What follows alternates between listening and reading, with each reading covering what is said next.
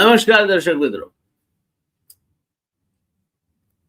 સરદાર સાહેબ 562 રજવાડાને જેમણે પોતાની લોખંડી ઈચ્છા શક્તિ અને કુનેહના બળે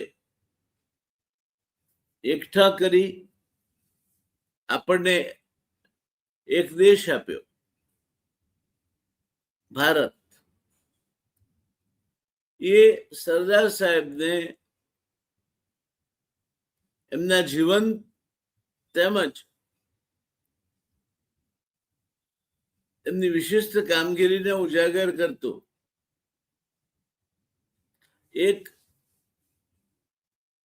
મ્યુઝિયમ એટલે કે સંગ્રહાલય અમદાવાદમાં જૂના સર્કિટ હાઉસની બરાબર સામે સાબરમતીના તીરે શાહીબાગ ખાતે સરદાર સ્મારક તરીકે આજે અનેક લોકોને આકર્ષે છે. દોસ્તો, કોઈ પણ પ્રવૃત્તિમાં જાન રેડવા માટે એની પાછળ પૂરી નિષ્ઠાપૂર્વક અર્જુનને જેમ પક્ષીની એક આંખ જ દેખાય તે રીતે લાગી જનાર માણસ જોઈએ.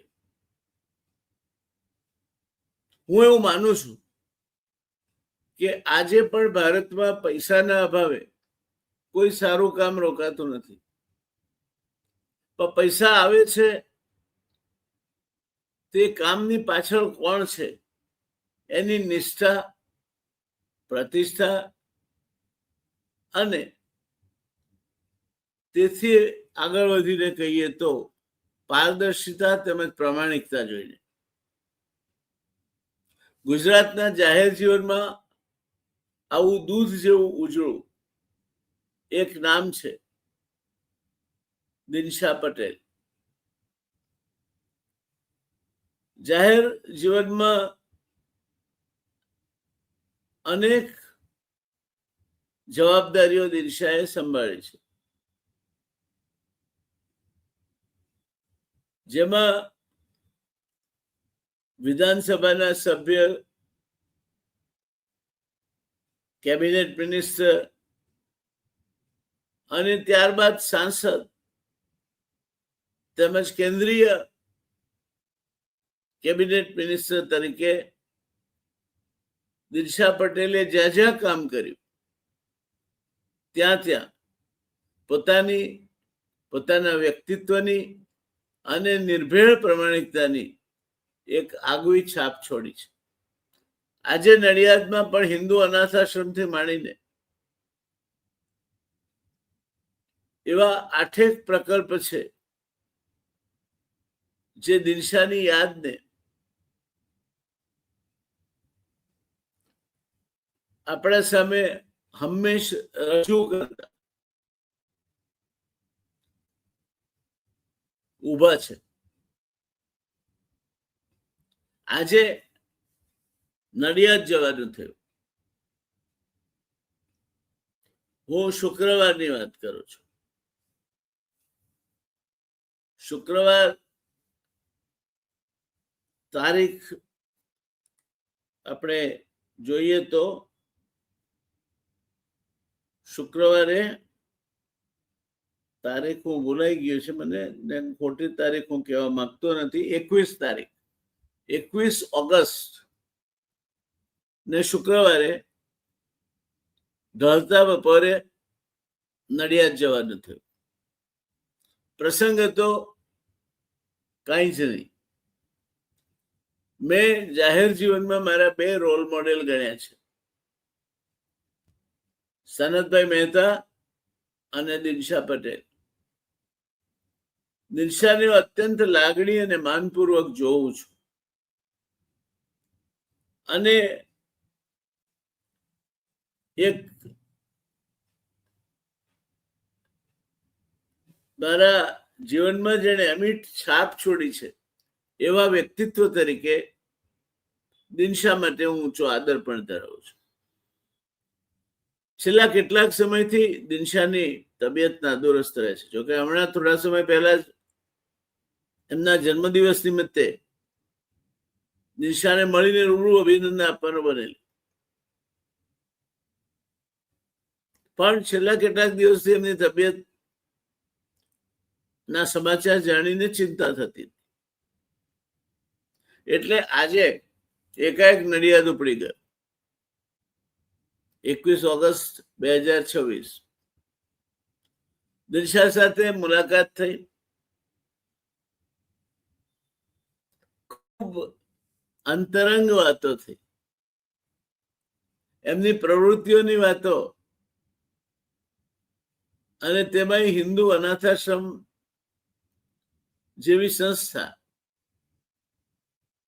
જે દિનશા કે છે આખા દેશમાં આ પ્રકારની બીજી એક પણ સંસ્થા નથી. એ સંસ્થામાંથી નીકળેલ કોઈ પણ વ્યક્તિ ભીખ નથી માંગતો, અને 1200 જેટલી કન્યાઓને એમણે ઉંમરલાયક થતા એક પિતા જેમ પોતાની પુત્રીને પરણાવીને વિદાય કરે તે રીતે વિદાય કરી છે. દીકરીના લગ્ન પાછળ 2 લાખ રૂપિયા ખર્ચ કરે છે. એને જરાય ઓછું નહીં આવવા દે. આવા દિનશા પટેલ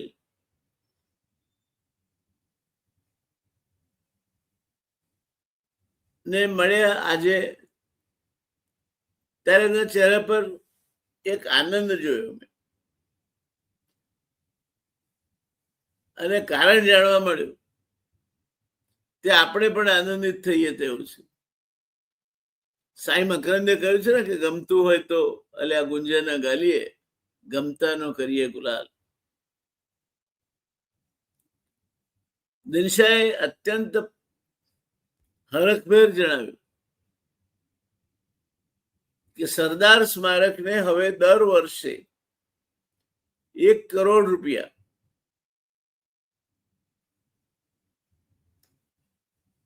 અખિલ ભારતીય કોંગ્રેસ કમિટી તરફથી સરદાર સાહેબ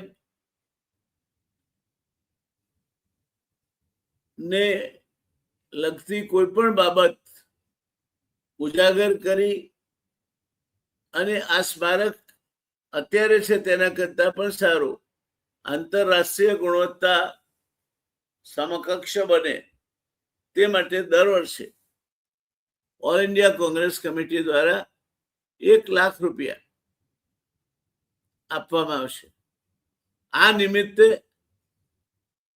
કોંગ્રેસના વરિષ્ઠ નેતા, લોકસભામાં વિપક્ષના નેતા શ્રી રાહુલ ગાંધીએ દિનશાને આજે ફોન કરીને જણાવ્યું કે તેઓ આ રકમ દિનશાએ જે કામગીરી કરી છે અત્યાર સુધી એનાથી પ્રભાવિત થઈને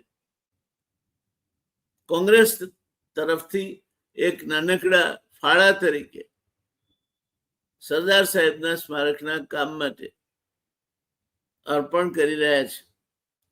રાહુલ ગાંધીએ તો ત્યાં સુધી કહ્યું કે તબિયત તમારી સારી નથી, એટલે ખાસ હું તમને અમદાવાદ આવીશ ત્યારે નડિયાદ મળવા માટે આવીશ, ને હું ટૂંક સમયમાં અમદાવાદ આવવાનો છું, તમને મળીશ. અને એમણે દિનશાની કામગીરીને બિરદાવી. સરદાર સ્મારક વિશે એમની પાસે જે માહિતી હતી એનાથી તેઓ પ્રભાવિત હતા, અને આવું નક્કર કામ સરદાર સ્મારક માટે હવે વર્ષે 1 કરોડ રૂપિયા જેટલું નાણાકીય ભંડોળ ઓલ ઇન્ડિયા કોંગ્રેસ કમિટી તરફથી મળતું રહેશે એવી જાહેરાત પણ રાહુલ ગાંધીએ કરી. આપણે કોઈ પણ વ્યક્તિ હોય, કોઈ પણ પાર્ટી હોય, સરદાર સાહેબ સૌના છે. સરદાર સાહેબ કોઈ એક કોમના નથી, સરદાર સાહેબ કોઈ એક પાર્ટીની વિરાસત નથી. સરદાર સાહેબ સૌના છે, મારા છે, તમારા છે, આપણા છે. અને એટલે જે કોઈ એમના કામને ઉજાગર કરી આ મ્યુઝિયમ અથવા અન્ય પ્રવૃત્તિને મદદરૂપ થાય, જેના કારણે આવનાર પેઢીને સરદાર સાહેબ વિશે પ્રેરક અને અધિકૃત માહિતી મળી રહે, તે હંમેશા આવકાર્ય છે. કોણે પૈસા આપે અગત્યનું નથી, કોના કારણે આપે એ મારા મત પ્રમાણે વધારે અગત્યનું છે. ને આ પ્રસંગે મને લાગે છે કે આપણે જો દિનશાને નહીં બિરદાવીએ તો નગુણા કહેવાયશું. દિનશાના પહેલા પણ આ સ્મારક હતું, ભાગ્યે જ એમાં જીવ દેખાતો હતો. પણ દિનશા જ્યારથી આ સ્મારકના અધ્યક્ષ બન્યા સમિતિના, અને એમણે પોતાની ઓળખ વાપરીને ભારત સરકારમાંથી પણ 11 કરોડ જેટલી માતબર રકમ મેળવી. આજે દિનશાના આ પ્રયાસોને પરિણામે સરદાર સ્મારક એ સરદાર સાહેબની યાદને જીવંત રાખતું અમદાવાદનું એક જોવાલાયક સ્થળ બન્યું છે. એનો આપણને સૌને આનંદ હોવો જોઈએ, એનો આપણને સૌને ગૌરવ હોવો જોઈએ. તો આ ઘટના બદલ માનનીય મુરબ્બી શ્રી દિનશાભાઈ પટેલને બિરદાવીએ અને ઓલ ઇન્ડિયા કોંગ્રેસ કમિટી અને રાહુલ ગાંધીનો પણ આભાર માનીએ કે એમણે માત્ર એક વખત નહીં, દર વર્ષે 1 કરોડ રૂપિયા આ સ્મારક માટે આપવાની જાહેરાત કરી છે. અને એ માતબર રકમ દર વર્ષે સરદાર સ્મારકને મળતી રહેશે, જેથી આનું કામ સતત આગળ ધપતું રહે. મને લાગે છે આનાથી વધારે સારા સમાચાર બીજા કોઈ હોઈ શકત નહીં.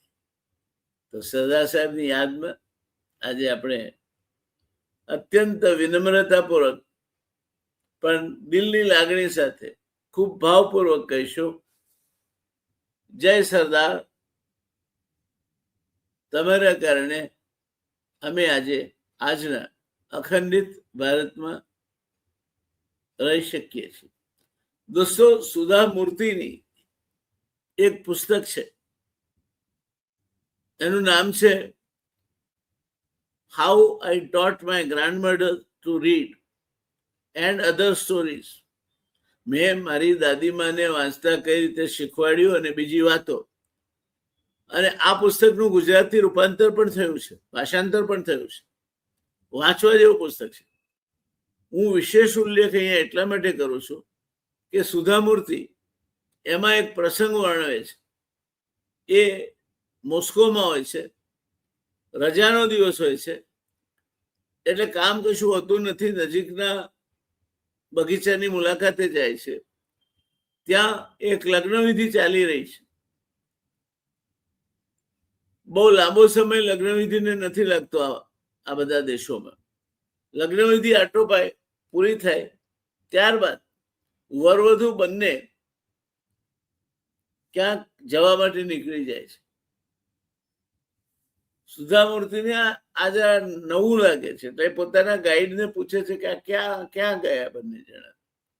અને ગાઈડ એમને કહે છે કે આ બંને જણા અમારા શહેરમાં જે વોર મેમોરિયલ આવ્યું છે ત્યાં પોતાના શ્રદ્ધા સુમન અર્પણ કરવા માટે ગયા છે. એ લોકો ત્યાં જઈને અમારા પૂર્વજોનો આભાર માનશે કે તમે બલિદાન આપ્યું, તમે મુશ્કેલીઓ વેઠી, તમે તકલીફ વેઠીને પણ જે અહિતકર હતું તેનો સામનો કર્યો. તેને કારણે અમે આજના સુખી અને સમૃદ્ધ રશિયામાં રહી શકીએ છીએ. માટે તમારો આભાર માનીએ છીએ. આપણે લગ્ન પછી મંદિરમાં જવાની વાત તો સમજી શકાય, લગ્ન પછી ચર્ચમાં જવાની વાત પણ સમજી શકાય, પણ લગ્ન પછી વોર મેમોરિયલ પર જઈને જે લોકોએ પોતાની જાન ફેસાની કરી દેશ માટે, એમનો આભાર માનવો, એમના પ્રત્યે કૃતજ્ઞતા વ્યક્ત કરવી અને કહેવું કે તમારા કારણે અમે આજે સુખી અને સમૃદ્ધ રશિયામાં રહી શકીએ છીએ. તો આવું આપણે સરદાર સાહેબને પણ કહેવું જોઈએ કે સરદાર સાહેબ 562 દેશી રજવાડાને તમારી લોખંડી ઈચ્છા શક્તિ, નાદુરસ્ત તબિયત હોવા છતાંય સતત કાર્યરત રહીને તમે ખપી ગયા, પણ અમને આ બધા રજવાડાનું એકત્રીકરણ કરીને એક અખંડ દેશ આપ્યો, જેને આજે ભારત તરીકે આપણે ઓળખીએ છીએ. અને એ સ્વતંત્ર ભારતમાં અમે આજે સુખચેનથી રહી શકીએ છીએ, આ દેશ માટે ગૌરવ અનુભવી શકીએ છીએ, તિરંગાનું અમે બહુમાન કરીએ છીએ. જય જવાન જય કિસાન જય વિજ્ઞાન સૂત્રને આગળ વધારીએ છીએ. આ બધો તમે જાતે નાદુરસ્ત તબિયત હોવા છતાં પોતાની જાત ઘસીને જે આ દેશી રજવાડાઓને એકત્રકરણ કરી અને અમને અખંડ ભારત આપ્યું, તેના કારણે શક્ય બન્યું છે. સરદાર સાહેબ, અમે આપના આભારી છીએ. રશિયાની માફક મને લાગે છે કે ક્યારેક એવો તો પ્રસંગ જીવનમાં હોવો જોઈએ જ્યારે આપણે કમસે કમ એક વખત સરદાર સાહેબનો આભાર માનીએ. કરીએ છીએ ખરા? સરદાર સાહેબ અમારા એમ કેટલીક કોમો માને છે. સરદાર સાહેબના કેટલાક ભાષણો સાંભળવા ગયા છે. એમાં કરમસદની કન્યા શાળાના ખાતમુહૂર્ત વખતનું સરદાર સાહેબનું ભાષણ ખાસ સાંભળવા જેવું છે. ભાષણ હું અહીં નથી કહેતો, કારણ કે કોઈને કોઈ કોમને સાચું લાગે, ખરાબ લાગે, પણ એ ભાષણ ટૂંકમાં એવું કહે છે કે મેં મારી જાતને ગાંધીને અર્પણ કરી દીધી છે. એથી હું ગાંધીનો સૈનિક છું. તમે મને અહીંયા બોલાવ્યો ને મારું બહુમાન કર્યું તમારા ગામમાં. આ કરમસદમાં સરદાર શ્રી પોતાના ગામમાં વાત કહે છે કે તમે તમારા ગામમાં મને બોલાવ્યો અને બહુમાન કર્યો માટે હું તમારો આભારી છું. તો જે વ્યક્તિ પોતાનું નામ, ઠામ, ગામ, બેરિસ્ટરી, સાહેબી બધું જ ગાંધીજીના ચરણે મૂકીને એમના નેતૃત્વમાં એક સરળ અને સાદું જીવન, કઠોર જીવન જીવીને દુઃખી થઈને છેવટે સખત માંદગી હોવા છતાં પીડા વેઠીને પણ એમણે આપણને એકત્રિત ભારત આપ્યું. એ માટે સરદાર સાહેબના ખૂબ ખૂબ ધન્યવાદ. અને દિનશા પટેલને પણ બિરદાવીએ કે એમણે, મને લાગે છે સરદાર સાહેબને જીવંત રાખવાનું સુંદર કાર્ય એમણે કર્યું છે. હમણાં જ સરદાર સાહેબની ગતિવિધિઓને ઉજાગર કરતી કોફી ટેબલ બુક એમણે સરસ મજાના પ્રિન્ટિંગ સાથે બહાર પાડી છે. એ જ રીતે અનેક રહસ્યોના ઉપરથી પડદો ઉઠાવતી મણિબેનની ડાયરી નો અનુવાદ પણ સરદાર સ્મારક દ્વારા બહાર પાડવામાં આવ્યો છે. આ બધું દિનશાએ અવિરત કામ કરતા કરતા કર્યું છે. એમને એવા સાથીઓ પણ મળી રહ્યા અને દાતાઓ પણ મળી રહ્યા કે જે દિનશાના એક શબ્દ ઉપર મેં એ પ્રસંગનો સાક્ષી છું કે જ્યારે શંભુ દાદા સુરતની સહકારી બેંક અને શૈક્ષણિક સંસ્થાઓના સ્થાપક, ગુજરાત રાજ્ય નાણાં નિગમના પૂર્વ અધ્યક્ષ, એમણે ઓડિટોરિયમ માટે 1 કરોડ રૂપિયા આપ્યા. પણ એ કરોડ રૂપિયા પોતાના નામે નહીં, એ જેને પોતાના રોલ મોડેલ અથવા પ્રેરણા સ્ત્રોત માને તે શ્રી હિતેન્દ્રભાઈ દેસાઈના પિતા શ્રી કાનજીભાઈ દેસાઈના નામે એમના સ્મરણાર્થે જ્યારે શંભુદાદાએ આપ્યા ત્યારે બીજા અઠવાડિયે મેં મારી કટારમાં લખેલું માનસ પુત્રનું પિતૃતર્પણ.